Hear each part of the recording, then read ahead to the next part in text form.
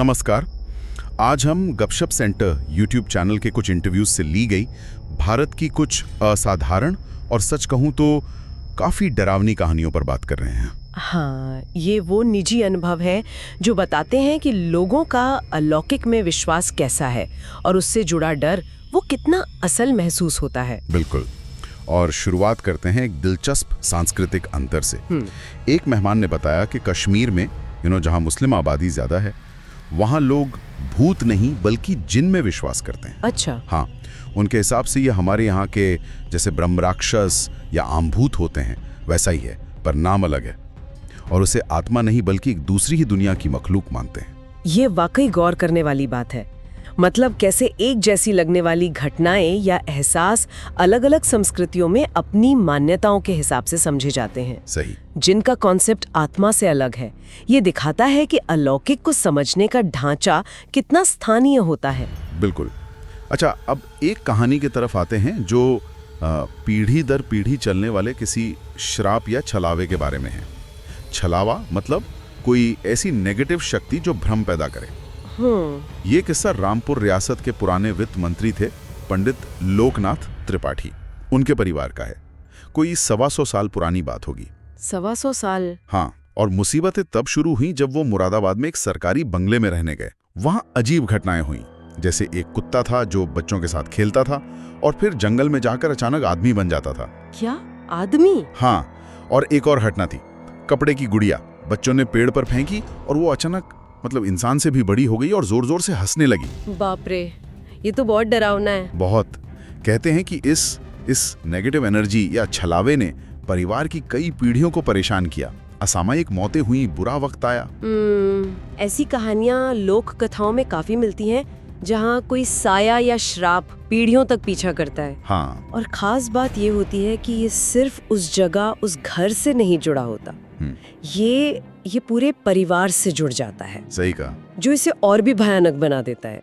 सवाल ये है कि क्या ये किसी पुरानी रंजिश का नतीजा था, कोई अतृप्त आत्मा थी, या कहीं ये कोई गहरा पारिवारिक ट्रॉमा तो नहीं था जो इस रूप में सामने आ रहा था। ये सोचने वाली बात है। बिल्कुल। एक और ऐसी परेशान करने वाली कहानी है इलाहाबाद से, जो अब प्रयागराज है। अच्छा। मुकेश नाम का एक आदमी था, उसकी पत्नी भावना की मौत हो गई और इसके बाद वो बहुत अजीब बर्ताव करने लगा। कैसा बर्ताव? पड़ोसियों ने बताया कि वो रात में छत पर बिना कपड़ों के घूमता था और कभी-कभी हिंसक भी हो जाता था। ओह। लेकिन कहानी में एक ट्विस्ट है। बाद में पता चला कि भावना का जो शुरुआती अजीब व्यवहार था वो किसी प्रेत बाधा की वजह से नहीं था। तो फिर? असल में उसकी सास बेटा पैदा करने के दबाव में उसे कुछ हानिकारक जड़ी बूटियां दे रही थी। ये उसका साइड इफेक्ट था। हे भगवान, ये तो बहुत दुखद है। हाँ। और उसकी मौत के बाद कहानी ये बनी कि भावना की आत्मा ने बदला लेने के लिए पति को पकड़ लिया, क्योंकि उसने मुश्किल वक्त में पत्नी का साथ नहीं दिया था। और अंत बहुत दुखद है।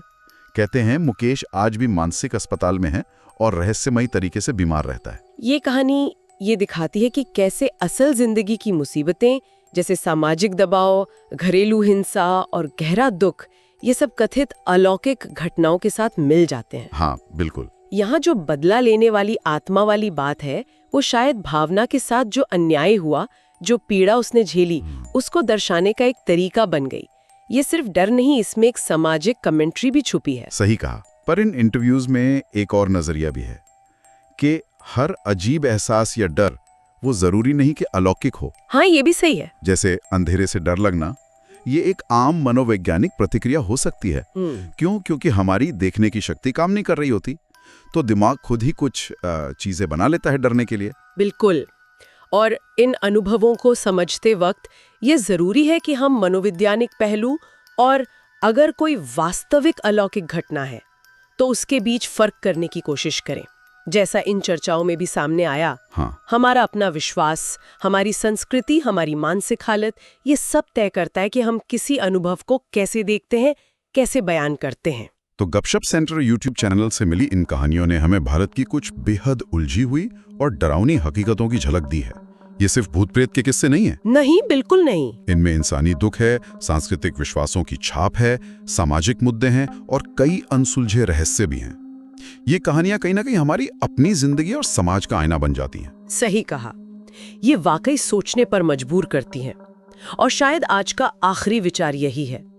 ये अनुभव किस हद तक हमारी अपनी सोच, हमारी संस्कृति, हमारे निजी दुखों से बने हैं, और किस हद तक ये वाकई किसी बाहरी अनदेखी शक्ति का नतीजा हो सकते हैं। ये सवाल शायद उतना ही रहस्यमयी है जितनी ये कहानियां खुद है।